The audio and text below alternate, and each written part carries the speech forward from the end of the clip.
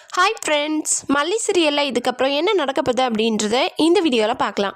அதுக்கு முன்னாடி இந்த கல்யாணம் நிற்கணும், அது மட்டும் இல்லாமல் இவர் ரேணுகா இல்லை இவர் சுடர் தான் அப்படின்றத ஆதாரத்தோட விஜய் வந்து கண்டுபிடிச்சி அவரே வந்து பார்த்திங்கன்னா இந்த சுடரை கழுத்தை பிடிச்சி வெளியே தள்ளணும் அப்படின்னு சொல்லி நினைக்கிறவங்க மறக்காமல் ஒரு லைக் போட்டுக்கோங்க. எல்லாருமே அதை தான் நினச்சிட்ருக்கோம். ஏன்னா அந்தளவுக்கு மல்லியை கஷ்டப்படுத்துறது மட்டும் இல்லாமல் ஃபோன் பண்ணி கடுப்பேற்றி வெறி ஏற்றுட்ருக்காங்க இந்த சுடர்.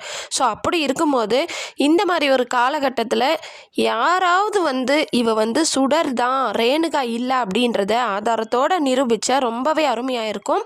இல்லை இந்த சுடருக்கு வந்து ஏற்கனவே கல்யாணம் ஆகிட்டு புருஷன் யாராவது இருந்திருந்தா அதில் அந்த ஒரு பூதத்தை வந்து கிளப்பி இல்லைன்னா அப்படி இல்லை அப்படின்னா டம்மியான ஒரு இந்த சுடரோட புருஷன் மாதிரி யாராவது நடிக்க வச்சு அவங்களுடைய கல்யாண ஃபோட்டோ வீடியோ எதையாவது விஜய்கிட்ட காட்டி இவன் என் பொண்டாட்டி தான், இவ்வளோ கல்யாணம் பண்ணிக்க நீ யாரு அப்படின்னு சொல்லி ஏதாவது ஒரு ட்ராமா நம்ம மனோகர் ஏதாவது இந்த மாதிரி ஏதாவது ட்ராமா பண்ணி கடைசி நேரத்தில் கல்யாணத்தை நிப்பாட்டினாரு அப்படின்னா உண்மையிலேயே சூப்பராக தான் இருக்கும்.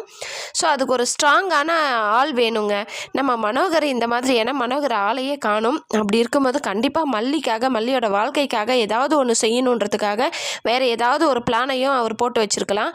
அப்படி இருக்கும்போது அவர் வந்து ஒருவேளை இந்த மாதிரி ஏதாவது பிளான் போட்டிருந்தாரு, அதாவது இந்த சுடருக்கு ஏற்கனவே கல்யாணம் ஆயிட்ட மாதிரியும் அவளுடைய புருஷன் வந்து கல்யாணத்தை நிப்பாட்டுற மாதிரியும் ஆதாரமாக 2 பேரும் கல்யாணம் ஆன மாதிரி ஏதாவது எடிட் பண்ணி ஏதாவது ரெடி பண்ணி மனோகர் வந்து ஒரு ஆளை அனுப்புனாரு அப்படின்னா எப்படி இருக்கும்னு நினச்சி பாருங்கள். உண்மையிலேயே சூப்பராக தான் இருக்கும்.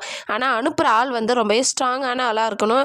சும்மா காமெடி பீஸ் மாதிரி அனுப்புனாரு அப்படின்னா அது வேலைக்கு ஆகாது. ரொம்பவே ஸ்ட்ராங்காக எல்லாத்துக்கும் துணிஞ்சு எதுக்கு யாருக்கும் பயப்படாமல் ஒரு ஆளாக இருந்தார் மட்டும்தான் அவங்க பேசுகிற பேச்சுக்கும் மிரட்டலுக்கும் அவர் வந்து ஸ்ட்ராங்காக இருந்தார்னா அது நம்ப முடியும், அங்கே இருக்கிறவங்களால நம்ப முடியும். அதனால் வந்து பார்த்திங்கன்னா இந்த மாதிரி ஒரு சீன் வந்தால் நல்லாயிருக்கும். நம்ம மல்லி வந்து பார்த்திங்கன்னா தாலி கட்டுற நேரத்தில் நிறுத்துடின்னு சொல்லிட்டு குத்து விளக்கை எடுத்துகிட்டு போயிட்டு குத்துற மாதிரி வந்து ரேணுகான்ற பேரில் இருக்கிற சுடரை மிரட்டிகிட்ருக்காங்க. ஸோ அது உண்மையாக பொய்யா இல்லை இந்த சுடரோட இமேஜினேஷனா அப்படின்னு சொல்லிட்டு தெரியல.